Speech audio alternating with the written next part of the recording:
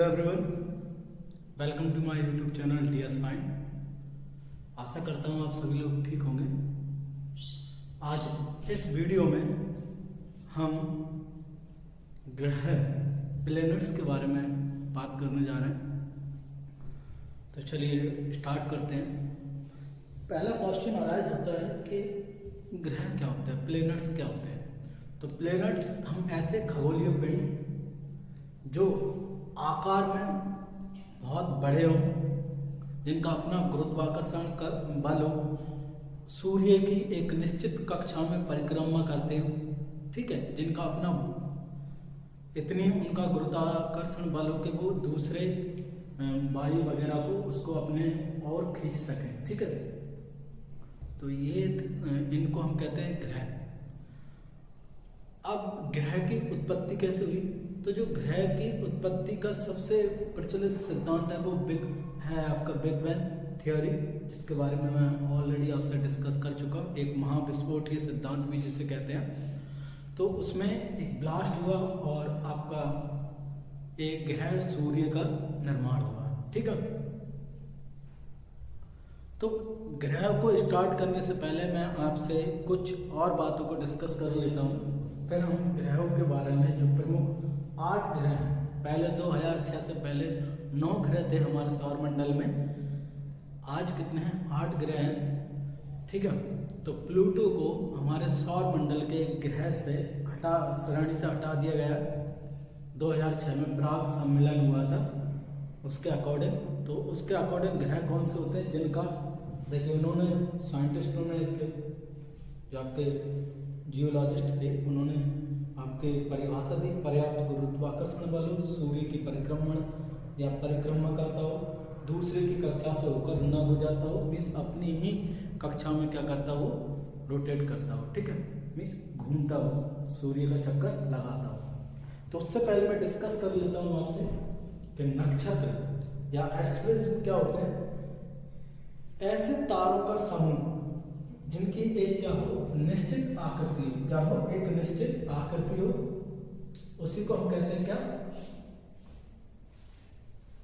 नक्षत्र। उसको हम क्या कहते हैं, नक्षत्र कहते हैं। ये कुल 28 है। कितने हैं? 27 है। लेकिन हमारे जो भारतीय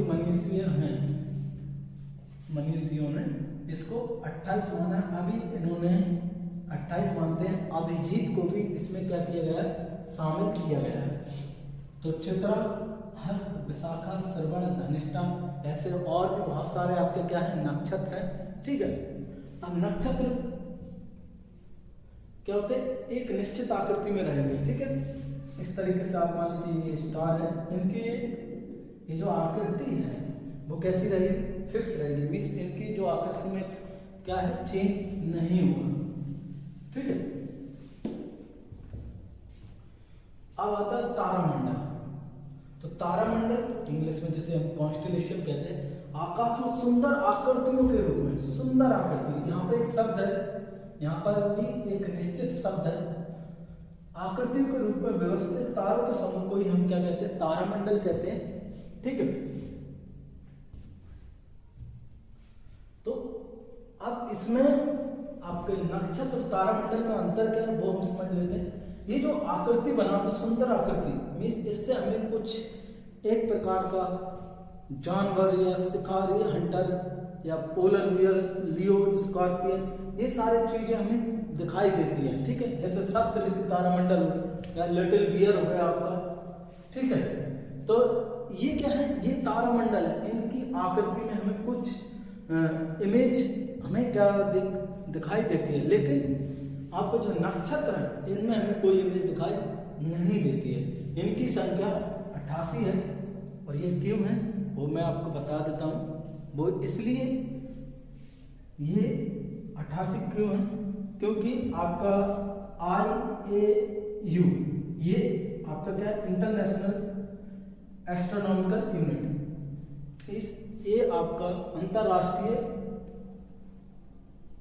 आपका एस्ट्रोनॉमिकल यूनिट है। उसने इनकी जो संख्या है वो डिसाइड की, इन्होंने रिसर्च करके पूरा ओवरऑल व्यू दिया, प्रेजेंट किया कि इनकी संख्या कितनी है, 88। फिर आता आपका ध्रुव तारा। ध्रुव तारा या पोल स्टार। तो उत्तरी आपको पता है हमारी अर्थ इस तरीके से, ये नॉर्थ पोल है और ये साउथ पोल है। तो इस पोल पर स्थित तारे को ही हम क्या कहते हैं, पोल स्टार कहते हैं। क्या कहते हैं, इसकी पोजीशन क्या होती है, फिक्स होती है।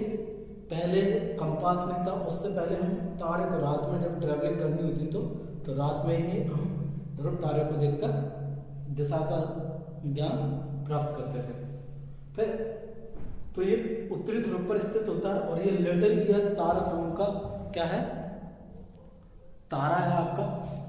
और इसको आप सप्तऋषि तारामंडल को आप कनेक्ट करेंगे, उसमें 7 स्टार होते हैं, इसलिए उसको सप्तऋषि कहते हैं। आप उसको करोगे तो उसमें एक काल्पनिक रेखा जाएगी जो आपके सीधी रेखा, वो किससे होकर जाएगी, आपके पोल स्टार से होकर जाएगी। ठीक है, ग्रह की परिभाषा में आपको इंटरनेशनल एस्ट्रोनॉमिकल यूनिट प्राग में जो सम्मेलन हुआ था उसके अनुसार ये नई परिभाषा है कि किसको ग्रह माना जाएगा, जिसका पर्याप्त गुरुत्वाकर्षण बल हो, सूर्य की परिक्रमा करता हो और दूसरे की कक्षा से होकर ना गुजरता हो।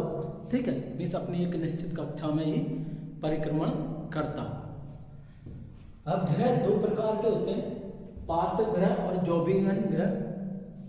पार्थिव ग्रह वो ग्रह जो पृथ्वी के सदृश होते हैं, मीन्स पृथ्वी के जैसे होते हैं, ठोस हैं। बुध, शुक्र, पृथ्वी, मंगल, ये कैसे ग्रह हैं, आपके पार्थिव ग्रह हैं।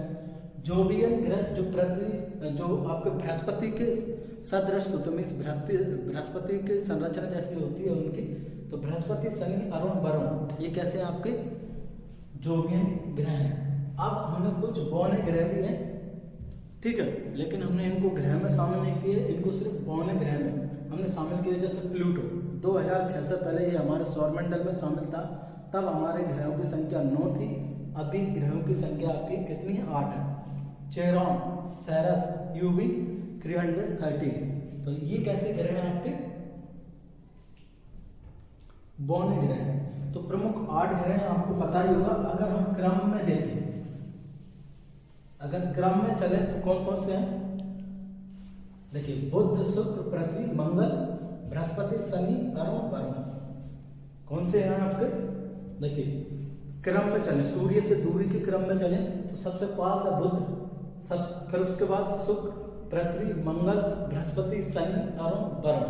ठीक है, ये आपके कैसे ग्रह हैं, प्रमुख सूर्य से दूरी के आधार पर। अब आकार के, मीन्स इनके साइज के आधार पर देखो तो देखिए सबसे पहले आएगा आपके 2 बार यानी पहले मंगल आता है, लेकिन इससे पहले पड़ेगा बुध।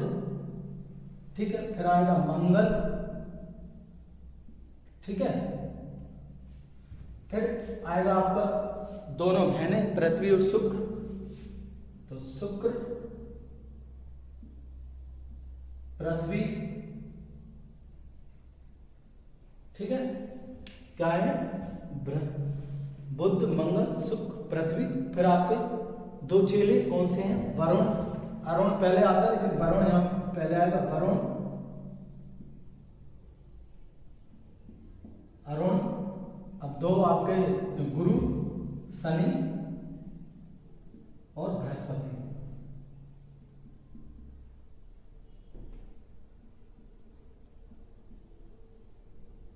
ठीक है,